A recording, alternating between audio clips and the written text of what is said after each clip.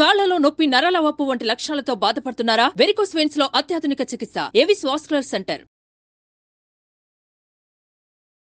నమస్తే రమ్మగారు. నమస్తే జయ. చందమామ కథ ఏదైనా చెప్పుకుందామండి. పూర్వం ఒక పల్లెటూరులో ఓ రైతు ఒక ఆయన ఉండేవాడు. ఆయనకి నాగరాజు అని ఒక కొడుకు ఉన్నాడు. అల్లరి చిల్లరి వాడు. చిటుకు చిటుకు చిటుకు దొంగతనాలు చేసేవాడు. వాళ్ళ నాన్న పరువు ఎప్పుడు పోయేది. వీడే దొంగతనం చేశాడని తెలిసిపోయేది. పుట్టేది ఆయనకి కొడుకు అంటే. పరువు లేదు, నా పరువు తీస్తున్నావు నువ్వు అనేవాడు. అయితే కొన్నాళ్ళు పోయాక ఈ నాగరాజు వాడి ఫ్రెండ్స్ ఒక్కొక్కరికి పెళ్ళిళ్ళు అయినాయి. వీడు కూడా పెళ్లి చేసుకోవాలి. వాళ్ళ నాన్న అడిగాడు, నాన్న నాకు పెళ్లి చేయను అనగానే వాళ్ళ నాన్న అన్నాడు, పరువు లేదు, మర్యాద లేదు, నీకెవడిస్తాడు పిల్లని, పప్పు అసలు నువ్వు ఇంట్లో ఉండద్దు, నువ్వు నా ఇంట్లో ఉండటానికి వీల్లేదు, ఎక్కడికైనా లేచక్కపో అని తిట్టిపోసాడు. నీ పెళ్ళి ఒకటి కావాలా, నీ పెళ్ళి చేసుకుంటే పెళ్ళానికి కూడా పోతుంది పరువు అంతే. ఇట అనేసరికల్లా సరే ఈ నాగరాజుకు విసుగుపుట్టి నాన్న దగ్గర నుంచి వెళ్ళిపోయాడు. నేను పెళ్లి చేసుకునే వస్తాను నాన్న నీ దగ్గరికి అని చెప్పి. సరే ఏదో పక్క ఊరు అలా వెళ్ళాడు. వెళ్తే ఏమైంది, పెద్దగా వాళ్ళ నాన్న ఇంటి నుంచి వచ్చేటప్పుడు ఇంట్లో నుంచి కొంచెం డబ్బులు తెచ్చుకున్నాడు. అవసరానికి ఏదైనా ఒక ఇంట్లో నుంచి ఏదైనా కాస్త కొట్టేద్దామని అనుకున్నాడు. ఆ ఊళ్ళో ఒక ముసలమ్మ ఒక ఆవిడ ఉండేది, ఒంటరిది, ఒక పిల్ల ఉంది ఆవిడకి. ఆ పిల్ల పేరు గౌరి. పిల్ల చూడ్డానికి బాగానే ఉండేది. అయితే ఈవిడ పేడ పిడకలు కొట్టి పాలమ్మి పుల్లలమ్మి ఒక్కో రూపాయి జమ చేసి పిల్ల పెళ్లి కోసం నగలు ఏర్పాటు చేసుకుందాం ముసలావిడ. ఆ నగలన్నీ చిన్న దాంట్లో పెట్టి ఎక్కడో మట్టి లోపల పెట్టుకునేది. వీడు ఆ ఒక్కో ఇల్లు పరిశీలిస్తూ కొట్టేయడానికి ఈజీగా ఏది ఉంటుందో చూసి వాళ్ళ గొడ్డపాకలో దాక్కుని ఆవిడ గొడ్డపాక తాలూకు సందులో ఈ బాక్స్ చిన్న రేకు పెట్టి పెట్టడం చూశాడు.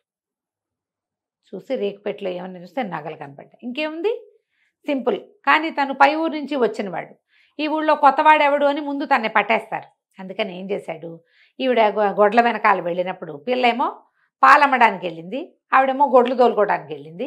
వీడు చల్లగా బాక్స్ సంగ్రహించేశాడు. సంగ్రహించి ఏం చేశాడు, ఆ ఊరికి ఒక పాత కొంచెం ఎత్తు మీద ఒక గుట్ట మీద గుడి ఉంది.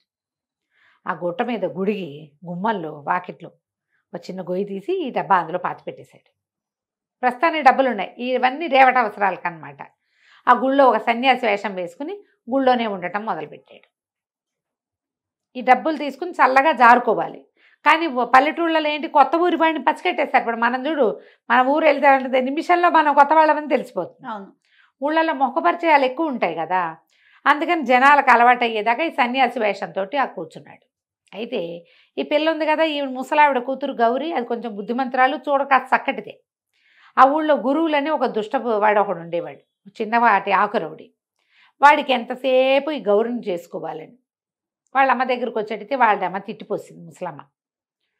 ఏం చూసిమ్మంటావు, నువ్వు రౌడీవి, పిల్ల మంచి పేరు లేదు నీకు, మా పిల్ల జీవితం పాడు చేయను, నేను ఇవ్వను.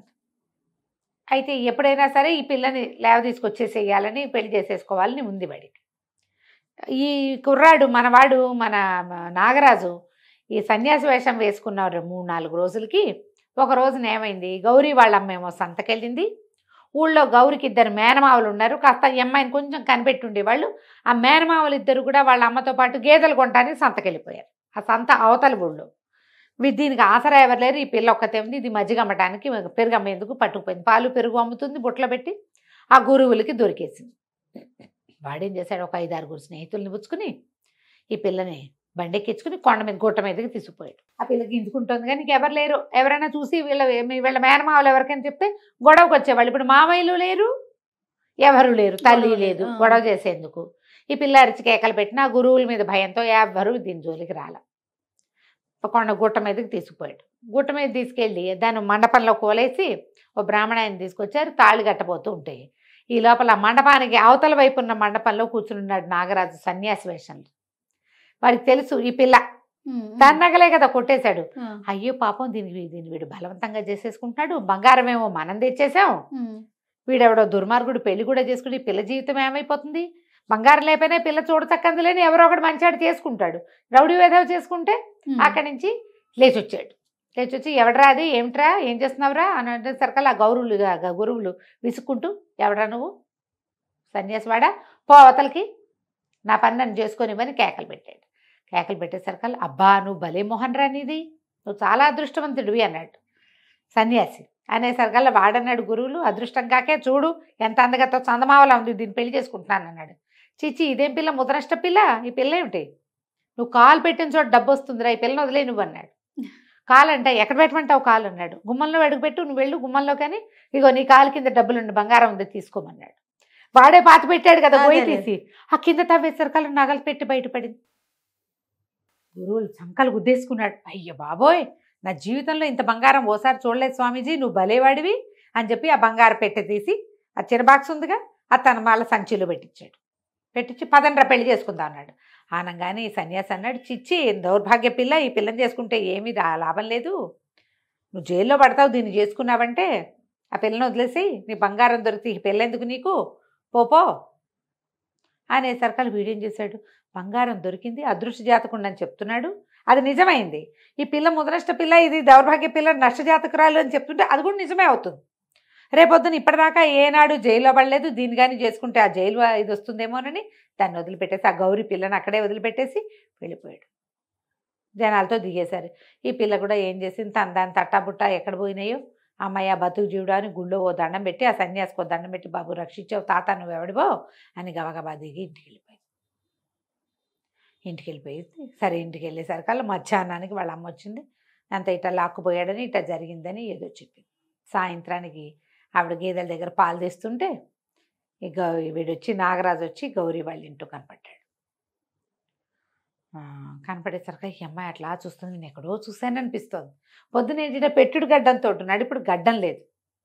వీడు అన్నాడు, నువ్వు నిన్న ఈ గురువులు వాడికి దొరికిన బంగారం నీదేనని నీకు తెలిసిందా అన్నాడు.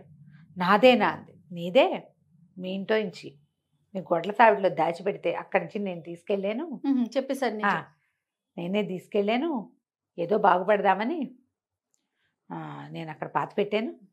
ఆ మాట చెప్పేసరికి గురువులు నిన్ను వదిలేశాడు, నువ్వు పోయి గ్రామాధికారి దగ్గర చెప్పు, గురువులు నీ నగలు కొట్టేశాడని. వాడి దగ్గర ఉంది, సాక్ష్యం ఉంది, కంసాల సాక్ష్యం ఉంటాడు, ముసలమ్మకి తెలుసు, ఆ పెట్టె మీది మీరు పట్టేసుకోవచ్చు, నీ బంగారం నువ్వు తెచ్చుకో, నన్ను క్షమించు అన్నాడు. అనేసరికల్లా అమ్మాయి అటా కాసేపు పరకాయించి చూసి, నువ్వు దొంగతనాలు మానేస్తే నిన్నే పెళ్లి చేసుకుంటాను నేను అనేసరికల్లా వీడన్నాడు, అంత బాగా మానలేను, ఏదైనా బాగా మంచి పని దొరికితే మానతానన్నాడు. 10 గొడ్లు ఉన్నాయి, ఒక అరెకరం పొలం ఉంది, నువ్వు ఎంత పని చేసుకుంటానంటే అంత పని చేసుకో, నువ్వు పని చేసుకుంటానంటే మా మామయ్యల పొలం మనమే కౌలు తీసుకోవచ్చు అన్నది. అనగానే సంతోషించాడు, బాగుందని.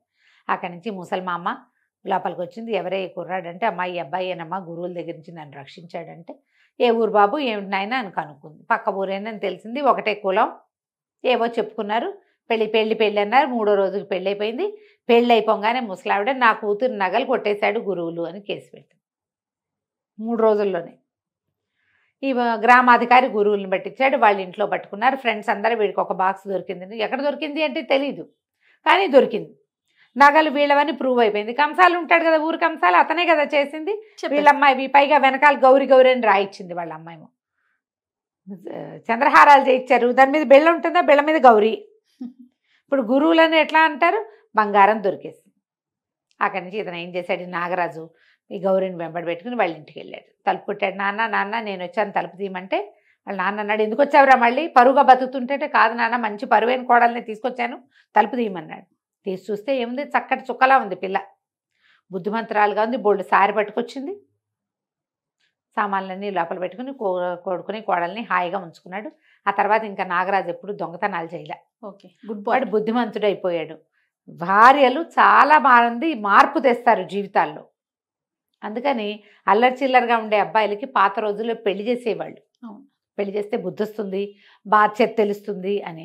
ఒక్కొక్కళ్ళు భార్యా వ్యామోహంతో మారేవాళ్ళు, సంతానం కలిగితే వ్యామోహంతో మారేవాళ్ళు, చుట్టుపక్కల వాళ్ళు పెళ్ళయింది, పిల్లలున్నారు, నీకు బుద్ధి రాలేదా అని గడ్డి పెట్టితే మారేవాళ్ళు. మారని జాతి కూడా కొన్ని ఉంటాయి, ఉంటాయి కానీ మారేవాళ్లే ఎక్కువ అధికంగా ఉంటారు. బాధ్యత తెలిసి వస్తుందని పెళ్ళిళ్ళు చేసేవాళ్ళు. కలకంచికి మనం ఇంటికి. నమస్తే. నమస్తే. సుమన్ టీవీలో మీ పర్సనల్ అండ్ బిజినెస్ ప్రమోషన్స్ కోసం కింది నెంబర్కి కాంటాక్ట్ చేయండి.